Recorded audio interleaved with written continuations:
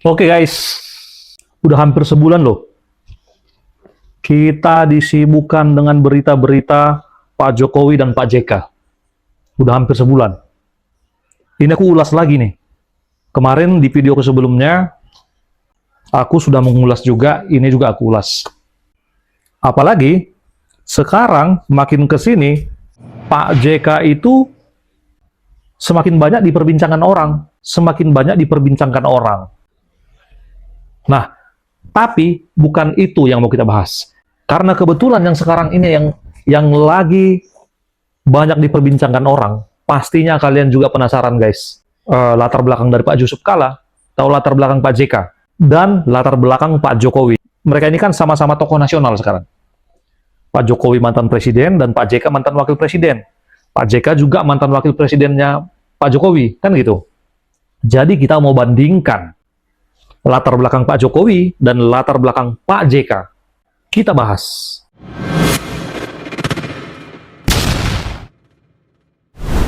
Informasi update akan kami persembahkan untukmu.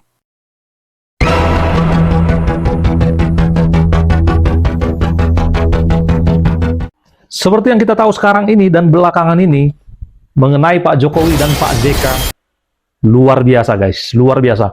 Mereka menjadi sorotan publik se-Indonesia.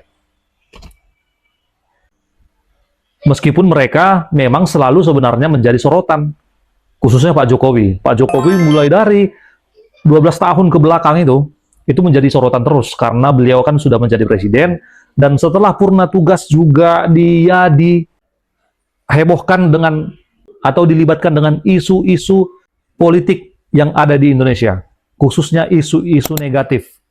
Padahal kita tahu itu adalah isu-isu yang notabene hanya untuk menyerang atau mendowngrade-kan Pak Jokowi.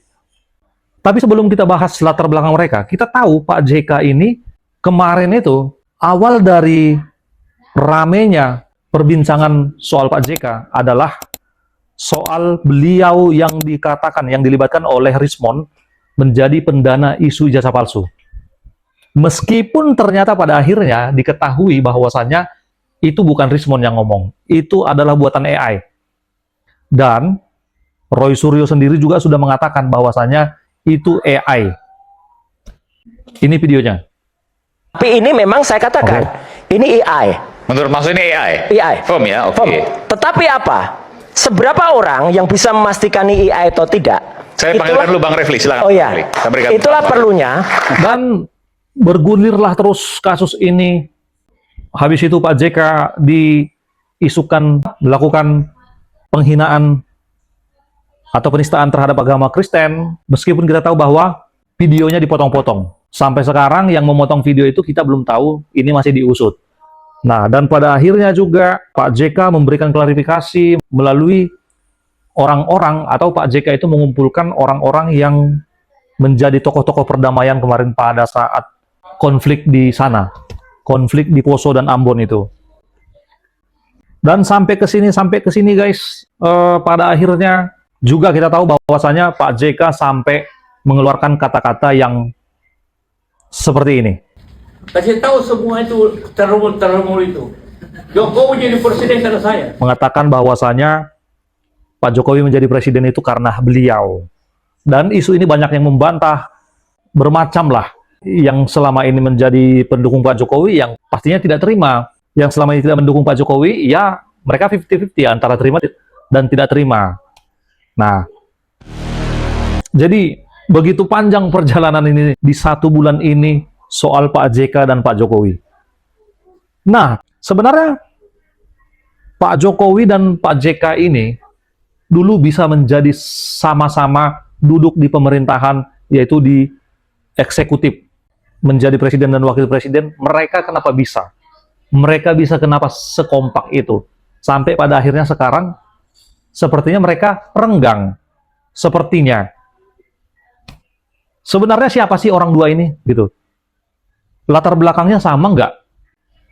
Coba kita ulas.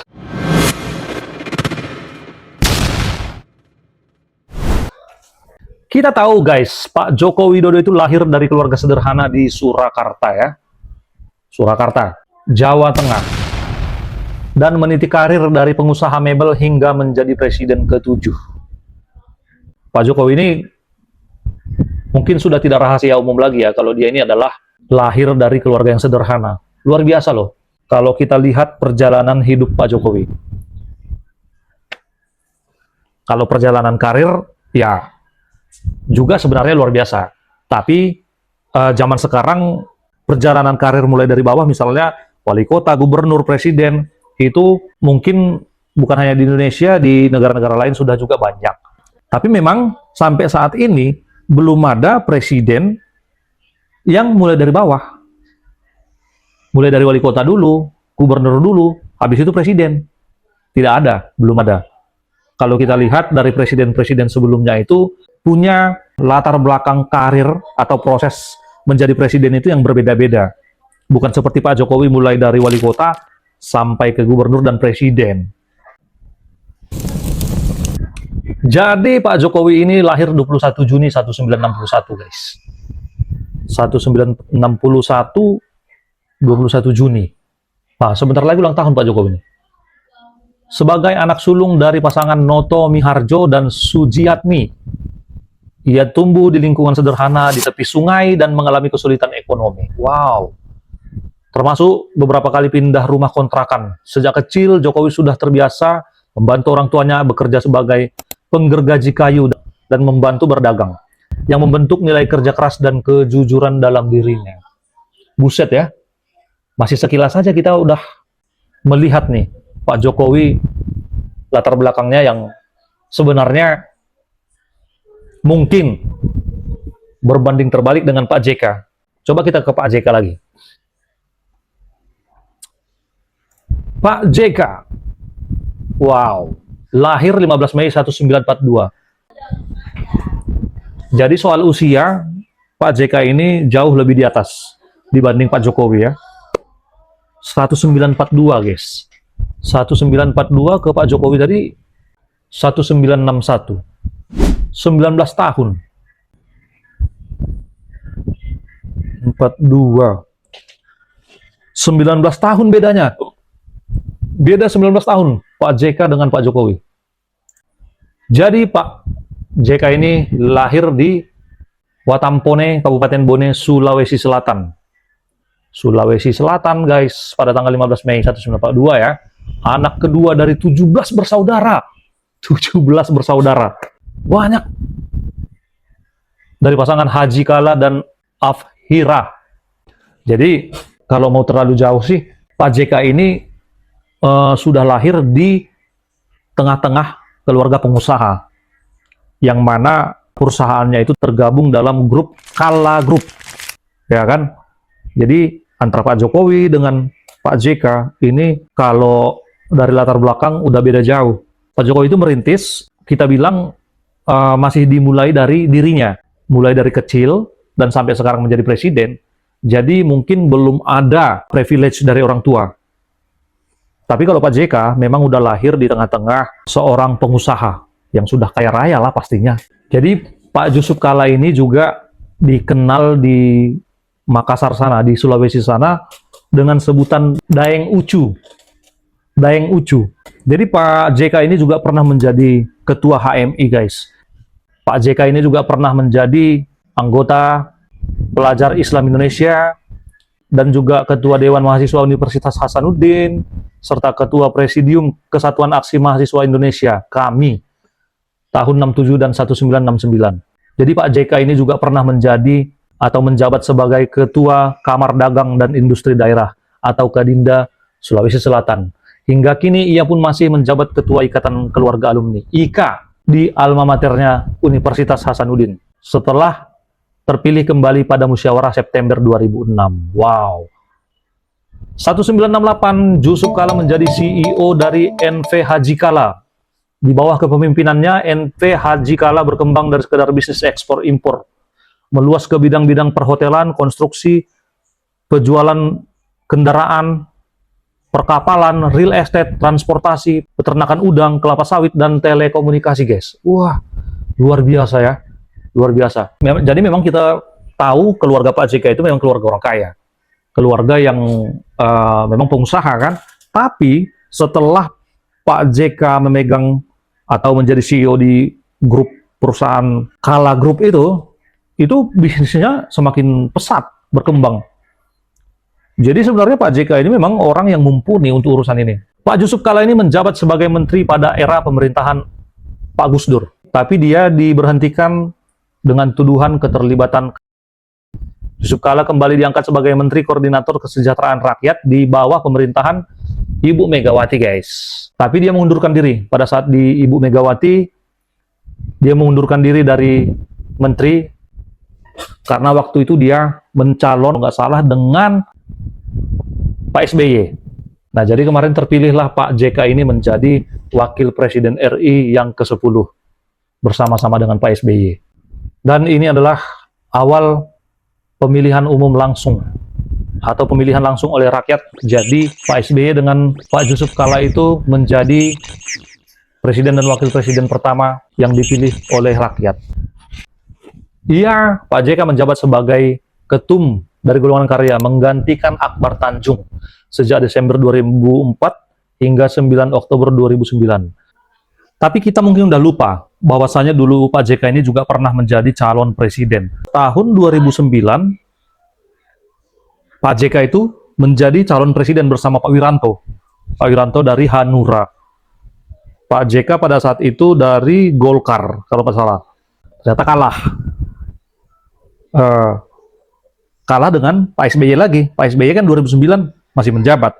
Sampai pada akhirnya berakhirlah jabatan Pak SBY di 2014 dan Pak Jokowi menggandeng lagi Pak Jusuf Kalla 2014. Atau singkatnya kita bilang aja Pak JK ini punya karir politik, yaitu dia wakil presiden 2004-2009, wakil presiden 2014-2019, ketua umum Partai Golongan Karya 2004-2009, menteri koordinator atau Menko bidang kesejahteraan rakyat, Menko Kesra 2001-2004. Nah, disinilah pada saat itu, di saat Pak JK ini menjadi Menko Kesra, dia menjadi mediator untuk meredam kerusuhan yang ada di Poso dan Ambon.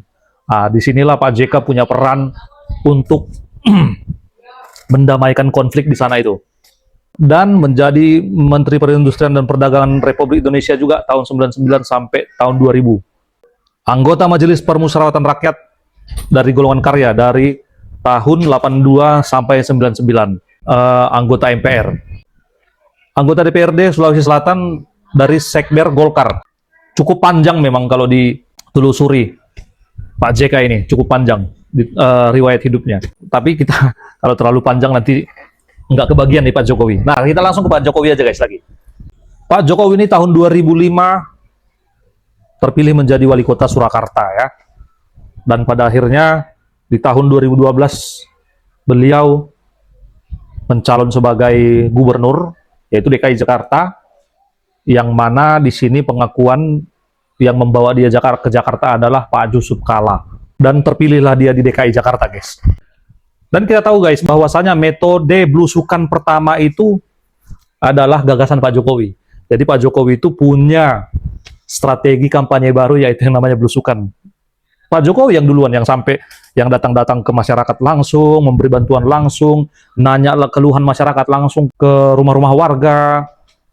Dan Pak Jokowi ini bisa kita bilang adalah presiden pertama yang tidak berasal dari kalangan orang elit atau dari kalangan militer. Dia adalah orang sipil pertama yang menjadi presiden, guys. Dan kita tahu juga kiprahnya pada saat menjadi presiden bagaimana, sampai pada akhirnya dia diserang habis-habisan oleh orang-orang yang nggak suka sama kepemimpinannya sebenarnya, yang merasa terganggu, yang merasa Pak Jokowi itu adalah musuh bagi para yang selama ini udah terlalu senang dalam permainan-permainan dalam suatu pemerintahan maupun atau di luar pemerintahan yang terafiliasi ke pemerintah, baik itu mafia dan lain-lain. Itu yang membuat Pak Jokowi itu banyak banget serangan sama dia. Banyak banget. Pak Jokowi itu, kenapa sekarang dibilang Mulyono? Kan banyak sekarang julukan-julukan bahwa Pak Jokowi itu adalah Mulyono gitu. Sebenarnya memang dulu Pak Jokowi itu namanya Mulyono. Masa kecil dia tuh namanya Mulyono, tapi dia sakit-sakitan, pada akhirnya dirubahlah namanya menjadi Joko Widodo. Begitu. Jadi memang, tapi yang anehnya, orang mengatakan Mulyono itu seolah-olah negatif. Jadinya sekarang itu, nama Mulyono itu sebagai nama ejekan. Padahal kalau kita bilang, ya nama Mulyono itu dulu namanya Pak Jokowi memang, tapi memang bukan nama sah pada akhirnya kan. Karena kan sudah diubah menjadi Joko Widodo. Tapi kita nggak tahu, kalau dulu mungkin namanya tetap Mulyono, mungkin belum tentu Pak Jokowi sekarang itu menjadi presiden, ya kan? Berarti serasi banget tuh namanya Joko Widodo. Sampai pada akhirnya dia menjadi presiden, guys. Pak Jokowi itu dicalonkan PDIP. 2 periode memang PDIP yang mencalonkan dia sebagai presiden. Yang pertama, Yusuf Kala, wakilnya, ya kembali lagi ke Pak JK, ya kan? Baru yang kedua itu, ya Ma'ruf Amin. Ma'ruf Amin. Pak Ma'ruf Amin itu adalah dari NU, ya. Dan 2 kali menang.